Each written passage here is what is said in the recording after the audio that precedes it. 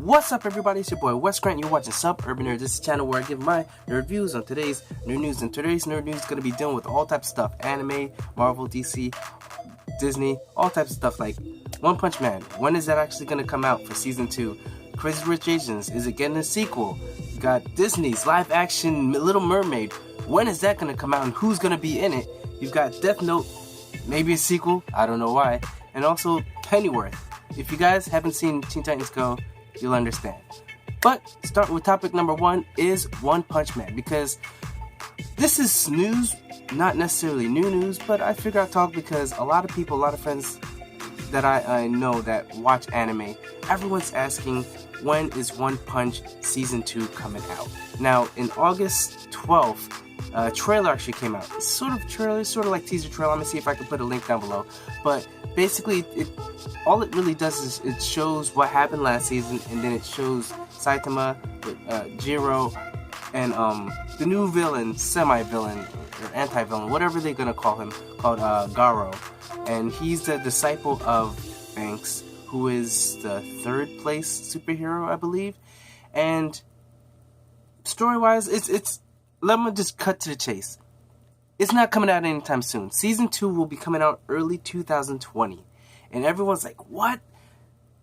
I don't know if they're gonna come out with one episode and then the rest. I'm hearing they might come out with one episode later this year, and then just for a tease for us to get the feel of it, and then the rest of it is gonna come out in 2020.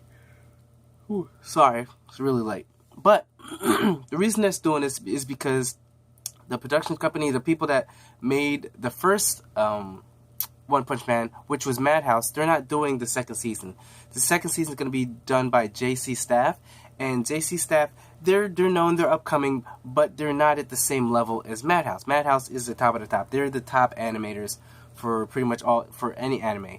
But JC Staff, they're not up at that level, and they don't want to try and pump something out fast, trying to keep up with, like, a date, and then all of a sudden we're disappointed because it's not up to the quality, not up to the standard of the first One Punch season 1, because One Punch, it's a phenomenon. Like, it's actually satire. People don't realize. I was talking to someone, I was like, it's basically making fun of anime in general, the anime culture.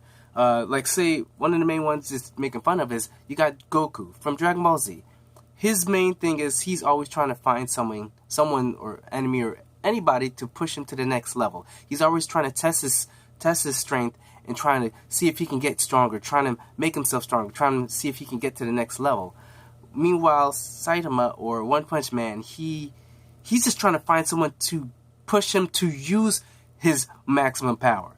You know what I'm saying? That's why he's tired of beating everybody in one punch. That's why it's called One Punch Man, because he literally beats people in one punch. So he's looking for someone to test him and to push him to the limit of actually testing his skills, which is sort of the opposite. But at the same time, it's like, it's the same kind of vibe. And you've got the superheroes, and you got the trainers, you got the apprentices, just like in all these other animes. So it's kind of like satire, making fun of. And most of the time, he's just bored out of his mind. But somehow, it's not technically a transformation, but he looks so plain, regular. But once he's fighting, it's all serious. His face is like chiseled and all that stuff. It's like I said, it's satire, but it's a great satire, and it's a great anime. A lot of crazy action in it, just over the top. Everything's over the top. So that's why everyone loves it. So it's hard to see that everyone's going to have to wait until 2020 to get Season 2. But hey, we've done it before. Look at Attack on Titans. Attack on Titans, that came out. We had to wait, was it 2-3 years? We didn't even know if we were getting a second season. All of a sudden, second season come out. We're on the 3rd season now, which I think is okay. Still nowhere near the other 2 seasons, but hey, it could pick up. And there's more story-driven this time. And the opening for this Season 3, I'm sorry, I don't like it. It sucks. It seems like a slice of life anime. The way it's so slow, and then showing people looking up at the sky, and showing little versions of themselves running around, the older versions. I'm sorry, I don't like it. But that's pretty much all the news I had to give for that. Sorry, I had to spend so much time on it, but everyone's been asking me about this. Alright, we're going into the second thing. Second thing is going to be Hans Zimmer is going to be brought on to do the score for Wonder Woman 1984. And that's great. Hans Zimmer, if you guys don't know, he's done so many movies that you guys like, Batman vs Superman. He's done Interstellar. He's done Inception. Gladiator. He actually won Academy Award for The Lion King. So the dude, we all know his music. Once they play it, you will know. Most of the movies that you love, he's done. And they're bringing him on, so I think that's great. Hans Zimmer, it's never wrong to have Hans Zimmer on any score for any movie. Like, I wish I could have him do the score for my life. You know what I'm saying? I could just walk around and have dramatic-ass music. That would be awesome for me, but hey. So like I said, Hans Zimmer being in Wonder Woman 1984, I'm down for that. Going on to the next topic, we got Crazy Rich Asians 2. Now, I already gave, the box office report, and it did great. You know what I'm saying? It did, I can't remember exactly what it was. Crazy Rich Asians. What did it do? It did $26 million. Actually, total gross, it did about $35 million. Let me just refresh this. Let's see how much did it do. Total gross has done $35 million, which is above expectations of what they thought. But yes, they are getting a sequel, and it's not surprising because this Crazy Rich Asians is one of a trilogy, and they already greenlit the sequel, which is going to be called, what is it called? China Rich Girlfriend. China Rich Girlfriend is a sequel to Crazy Rich Asians, and it's going to be also directed by, Jon Chu? And he directed the first one, and he's going to be brought back, and I'm down for it. This is, of course, a Warner Brothers production, and hey, Warner Brothers, at least they're doing good outside of DCU, you know what I'm saying? But I still need to see it. I'm still debating on whether maybe I try and squeeze it in and see it tomorrow. If I do see it tomorrow, best believe I'm going to give you guys a review of it, because I have a lot of Asian friends myself, and this thing looks like it should be, it looks good. I'm definitely really thinking hard about whether I should watch it. I think I might. I think I might see this movie, but we'll see. But that's it. We're going to get a sequel for Crazy Rich Asians. I'm down for it. And especially because it's a lot better to do this now and greenlight it, especially when there's a trilogy and it made profit, made a good box office open. In fact, it did over projections. And you do it while it's hot, because if you wait sort of like My Big Fat Greek Wedding or whatever like that, or, like Mamma Mia, it's like, just don't wait. Just do it while it's hot, when people want to see it, you know what I'm saying? And there's a trilogy, so you can 1, 2, 3, get it done, make your money, bam, that's it. So, we'll see if that happens. Disney's live-action Little Mermaid. This thing was talked about, a while. Last year, maybe a year before that, not even sure. But there's actually two. Whenever these movies come out, for some reason, there's two studios trying to do this, one before the other. They did that with Snow White. They've done it with, they've done it with other Cinderella. They've done it with so many different movies, and they're doing a Little Mermaid, but I don't know about the other one. All I know is this one from Disney, live action, and there was rumors that Zendaya was offered the role. Which, if you guys don't know Zendaya is she said MJ in a Spiderman Homecoming. She was in that movie. She was an emo one, and also there's been a bunch of other movies that you guys. She was in that Bruno Mars video, if you guys don't know, Versace on the Floor. Yeah, she was in that as well, which, I don't know how old Bruno Mars is, but I thought he was a lot older than her, but hey, whatever. But, yeah, she's a beautiful girl. I've seen her. She's from Disney, so it wouldn't be strange for her to come back to Disney. I know normally Disney stars, whatever, try and break away and go far away, because she's got something going on with HBO, which is a lot more risque and more adult, but hey, if you want to give yourself clout, you get yourself in a great Disney movie, and that's bam, that's another notch on your belt. You know what I'm saying? That's all you gotta do. So if she is gonna do it, great. If not, so be it. Because hey, more women of color being given these roles would be awesome, And I can see her get some red hair, and she's also a great singer. So hey, it works on both sides. You know what I'm saying? So we'll see if that happens. But it's just a rumor for now. No one's saying officially that she got offered, but it probably could have. But this thing isn't set in stone. It's not happening for sure, but there's always been talks of this Disney one. Alright, going on to the next topic, we've got Death Note, the movie sequel. Well, Death Note was a movie that was made on Netflix, which I didn't really watch because I heard a lot of bad things about it. I really like the animated one, but I don't know, I'm not hearing good things, so I might just see it to see how bad it is. But other than that, if they're gonna do a sequel, because they say that it did sizable in returns as far as like, I guess, making money back, but I don't know how Netflix makes money back other than people subscribing. But if they're gonna do another one, okay, because Bright is getting a sequel, but Bright, a lot of people watched. I know a lot of people watched, and not everybody really hated it. A lot of people actually generally liked it. Me, I didn't mind it. I didn't think it was horrible. I just know that if it was in the theaters, definitely wouldn't have done great at all. Probably would have flopped. But as far as Netflix, hey, I don't mind seeing a sequel to it.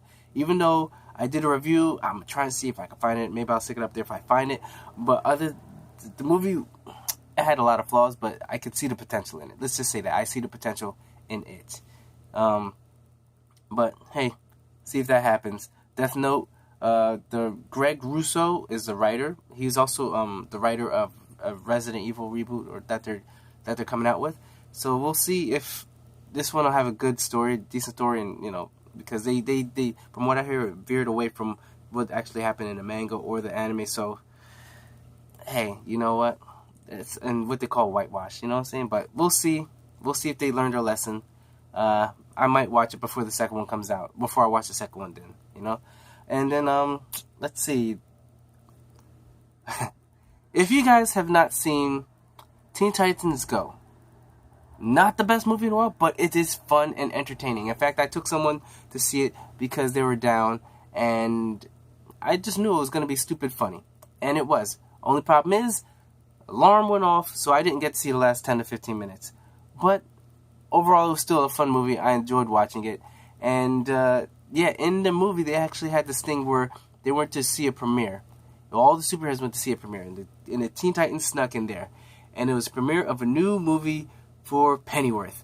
Yes, Batman's butler, Pennyworth, was getting a movie, and Robin was pissed off because he was like, why doesn't he have a movie? He wants a movie. And that's where the hijinks ensued. But in reality, it is actually happening. There is going to be a Pennyworth series before he becomes Batman's butler. I don't know how. I don't know why. Just like the Aunt. Like, there was talks of an Aunt May movie before with the Sinister Six and the Spiderman. I don't know why they're doing. No one gives a F about these characters. Granted, Pennyworth is awesome. We don't need to see a series about him before he was Pennyworth for Batman. We don't. I don't understand why they do this. It just makes no sense. But they're doing it, and it just seems like they made fun of it in a movie. So how could this be real? But it is. So I don't care. But hey, if it happens, it happens. Maybe I'll watch it. Maybe I'll see an episode. Because, Gotham, as much as I liked it, I fell off. I need to finish it up, but we'll see. Supposedly, they're supposed to start shooting in November until next June. So we'll see how this thing turns out. Other than that, whatever. I'm sorry I seem so disingenuous, but who really asked for a Pennyworth movie or series? No one. But hey, they're going to do it, right? Because, they're going to see that return so much. Oh, everybody's vying to see a Pennyworth movie. Oh, they're going to make so much profit on this.